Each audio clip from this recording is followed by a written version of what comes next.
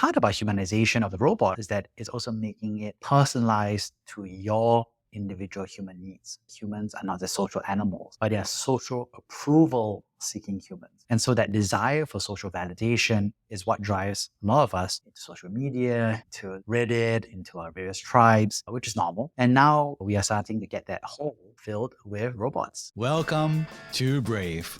Learn from Southeast Asia's best tech leaders. Build the future, learn from our past, and stay human in between. No BS on success. I'm Jeremy Au, venture capitalist, serial founder, Harvard MBA, science fiction nerd, and dad of 2 daughters. Every week, we debate startup news, interview changemakers, answer listener questions, and share personal insights. Join our movement of over 40,000 members and get transcripts, resources, and community at www.bravesea.com. Stay well and stay brave. Join us at the Startup Conference Echelon X. Engage with over 10,000 of Asia's innovators and decision makers on May 15 and 16 at the Singapore Expo. We have 30 exclusive complimentary tickets for our podcast listeners.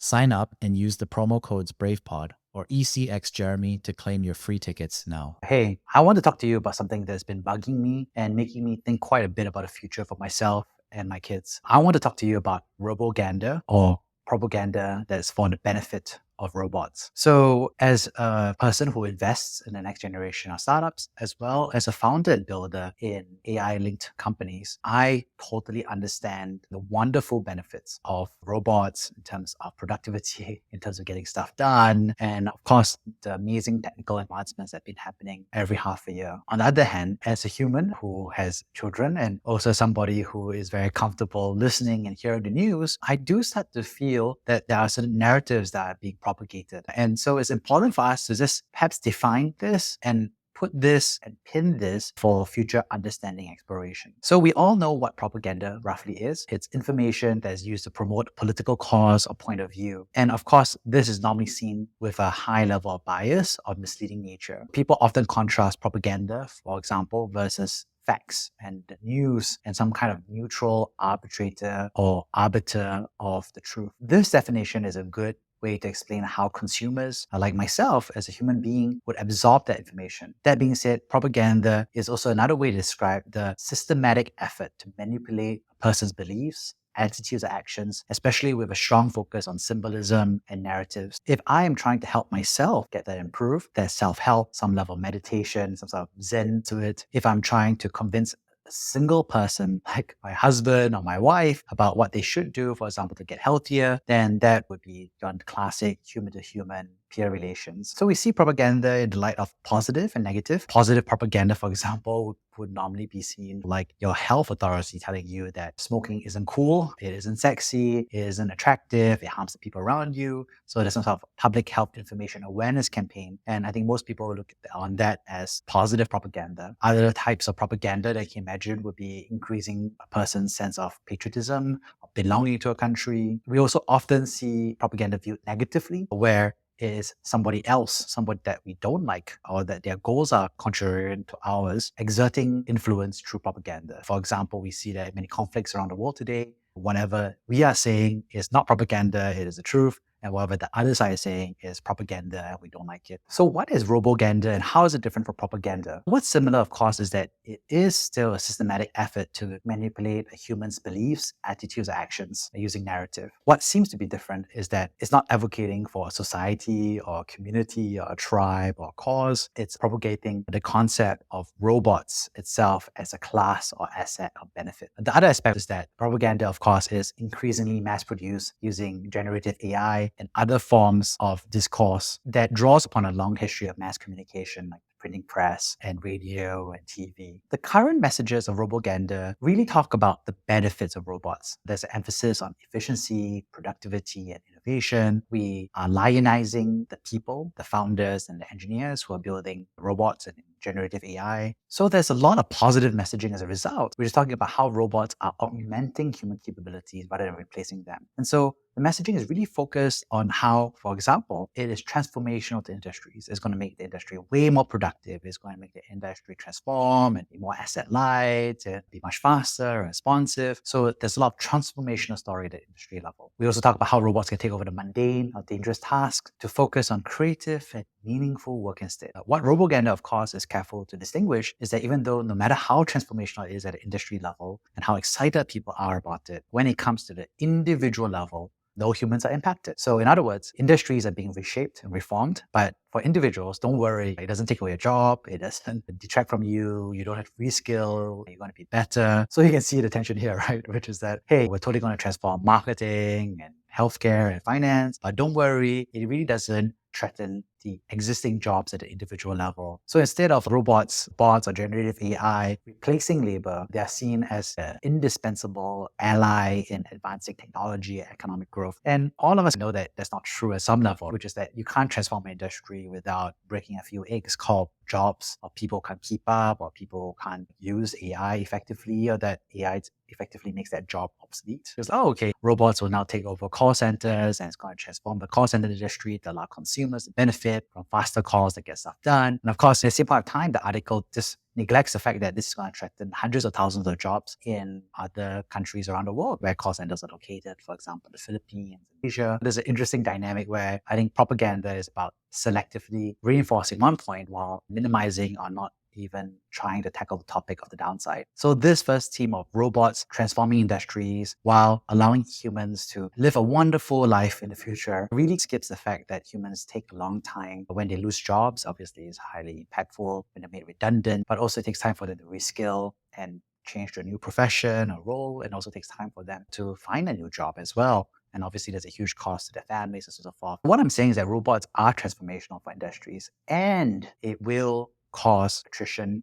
and replacement of human jobs as well to some extent. And so there are real societal costs that happens to this productivity improvement, which would be beneficial in the long term to all consumers. But there are serious short-term human employer and employment issues that have to be addressed. But Roboganda obviously is trying to make sure that's clear. The second trend I'm seeing is really about the humanization of AI and robots. There's obviously an increasing effort to make the user interface more human. This is expected because nobody wants to be looking at a very complicated code interface that nobody knows how to understand. So there's an increasing simplification of that interface from a very code-heavy technical approach to simple graphics, to text and conversational text, to audio conversations, to video conversations, because at the end of the day, humans grew up with other humans. And so we are very comfortable talking to another human. So they want to make the counterpart not look like a robot, but look like a human. This means making it more human-like in terms of tone, in terms of humor, in terms of grammar, in terms of vocabulary, but also, as we know, in terms of the audio and video and the mannerisms and avatars. The crux of this humanization, of course, is not about humanization. What I mean by that is that there's so many humans around the world, right? And there's already billions of humans around the world. You and I, we're probably just talking to our family, to our friends, to our loved ones. There's enough humans to talk to. We have Dunbar's number. We can only take care of 100 people in our network and 1,000 people tops, off the top of our mind. Making robots into humans doesn't mean that we care about them, because there's so many humans around the world that you and I don't care about. The part about humanization of the robot, of course, is that it's also making it personalized to your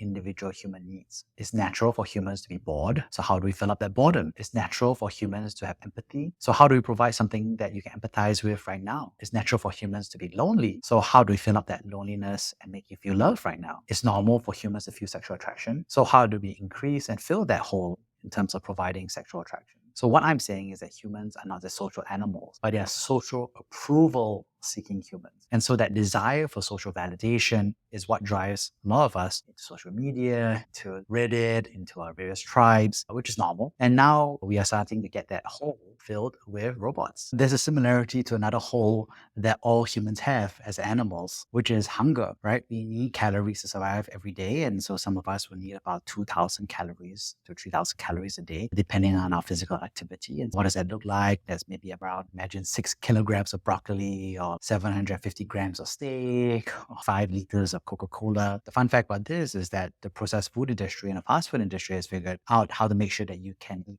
more than 2,000 calories. But of course, there's a human limit, right? Which is that the maximum they're able to stuff you is like 3,000 or 4,000 calories if you keep eating fast food and processed foods for every meal, especially if you're eating fried chicken and so forth. And of course, if you overeat by 1,000, 2,000 calories every day, then that's how you become overweight and obese over the course of 1 year, 2 years, 3 years, 5 years, 10 years. The interesting part about the social hold for approval is that unlimited, which is that you can have one like, which feels amazing, or you can have 100 likes or 1 million likes. The whole for social approval is infinite. There is no upper limit. There's no stomach capacity limit that you can face. Social approval will come for you in the form of robots. And it's because the algorithm is providing you consensus point by somebody who acknowledges and approves of your point of view by serving you an algorithm version of another human saying something that sounds like you. It will generate content in the creation of the news feeds and the articles that provide information that selectively affirms and agrees with you. And now artificial intelligence is showing up in different roles. I was on a train last month and the guy next to me, he was busy flirting with his AI girlfriend, and I was just trying not to watch, but I was just like, whoa, this is actually happening in real life. The guy's in a crowded train and is busy flirting, right? I've seen the pitch decks for startups that are generating AI girlfriends, but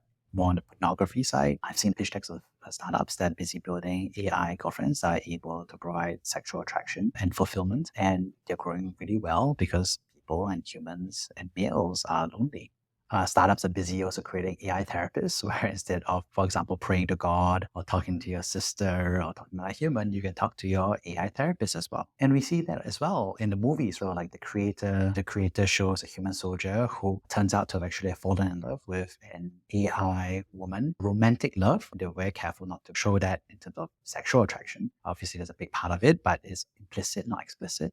And it also shows parental love because the core conceit is that there is a child who is a hybrid of that human and AI love. So it's tackling both the romantic, the sexual love, but also parental love for the entities. In other words, the humanization of AI is not making them into humans, but humans who are in love with you and that you love in whatever form or fashion. Romantic, attraction, affiliation, peer, friendly, mentorship, empathy, parental, child. There's all kinds of relationships, but all of it is to fill that hole of your human social validation needs. The third theme of Roboganda is the usage of robots and the generation of that Roboganda. When you think about propaganda, a lot of people are thinking about the Cold War. And so you can imagine these Soviet artists who are being directed by Soviet political commissars to generate Soviet works of art. And you have your Soviet Union imagery. It's advocating for communism and worker rights and global liberation. And now we all look on that age and we collect those posters and little souvenirs because it's fun to look at as a style of art. What's interesting is that now there are no more humans, right? The artists aren't human anymore. You have robots who are busy cloaking themselves as humans. You look at Reddit, you look at threads, you look at emails. A lot of these emails are increasingly generated by robots. The ads are being generated by robots. The propagation and targeting and optimization of those ads are being done by robots. There was a time when you're on Reddit and you could tell when a comment was human or AI written because the AI bots were pretty bad. And now when I use Reddit, it feels like there are no more robots. But are there no more robots because Reddit managed to delete and kill the robots? Or is it because the robots who are pretending to be Redditors actually become so good at pretending to be human in those 1 or 2 sentences in terms of jokes or puns or comments or replies that I just can't tell that they are not human anymore? We can see the edge of where robots are failing to be human, for example. Just this year, there was a very fun incident where people flagged that there was a pro-Jollibee AI bot that was busy making lots of pro-Jollibee, which is a fried chicken chain in the Philippines. But the reason why the robot was able to be caught across its multiple accounts was because it was speaking in Tagalog and Filipino language. And so the AI just didn't sound very human at all. Means of communication are these robots that are pretending to be human, other humans on YouTube threads, and comments and Twitter. The core of this is that there are high fixed costs and zero marginal cost. What does that mean? In order for you to create an AI message where you have multiple threads, multiple accounts, there's a relatively high fixed cost. Obviously, not as big as a printing press these days, but it takes time to set it up, code it up, understand, install, set down the goals. So there's a fixed cost. But once you set a bot in motion, then there's zero marginal cost of production. So it just spits out all the content. Whereas human communication is the other way around, which is that the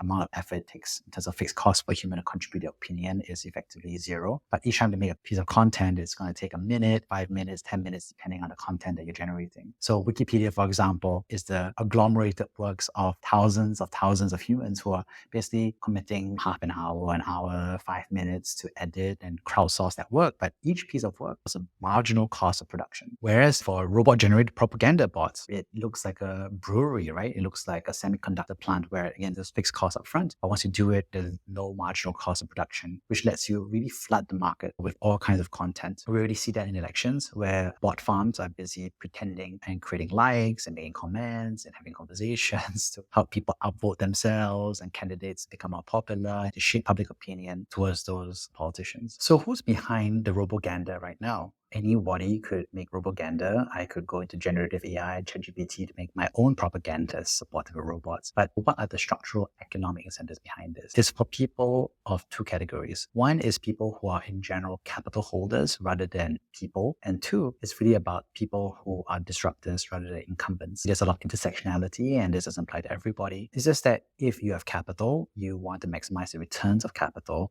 and you want to minimize the impact of labor. And so robots are a fantastic way to scale out your productivity without scaling up labor. If you're an incumbent in industry, then you don't want disruption. You don't want this change to happen because you're comfortable using your current labor mechanisms and systems and processes. So you're not incentivized to push this. So in general, you see that disruptors, which are primarily supported by capital, seeking high-level returns, which roughly translates to startups, to attackers, to insurgents who are really trying to change the current economic order for the new world. And these are the folks who are most active, most propagating the use of these robots and also out busy on legislation and lobbying for AI usage and minimizing legislative concern about AI needs. So the fun part is that all of this is leading to some kind of conversation about whether robots have rights. And that sounds crazy because humans have rights. Why should robots have rights? The crazy part is that it's already been advocated for and communicated. In 2017, there was an EU Parliament report that was studying the rights of robotics. In section 59F, they proposed that, quote unquote, creating a specific legal status for robots in the long run so that at least the most sophisticated autonomous robots could be established as having the status of electronic persons responsible for making good any damage they may cause. So legislators are really thinking about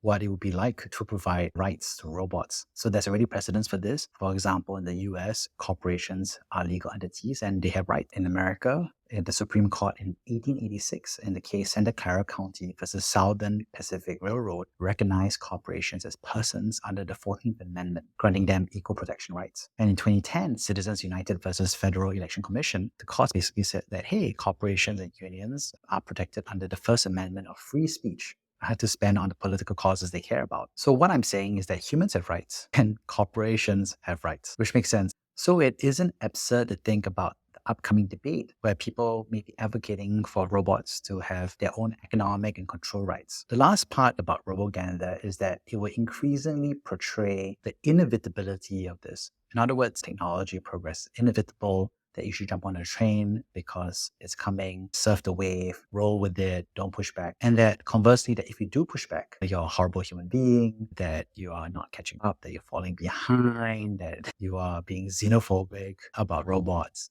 In February 2024, a Waymo self-driving car was driving through the San Francisco Chinatown and was vandalized or set fire, but basically it was destroyed. And the media portrayed the crowd, depending on their point of view, either positively or negatively. I think negatively, obviously, is the mob. They were out of control. They shouldn't have done that. Obviously, I think there are people who are more mildly positive, which was like, hey, there are perhaps understandable human resentment because people may feel anxiety about this. But there's definitely a spread in public opinion about how to frame up these human concerns. In conclusion, I'm personally amazed by how much technology is advanced and very optimistic about the capability of robots to really transform productivity in terms of economics and industries and creating a more productive society. That being said, there are short-term costs to humans, to jobs, to displacement. And it's been interesting for me to watch those narratives in the media that is implicitly and explicitly pushing for propaganda, which is, again, the advancement about maximizing the benefits, minimizing the costs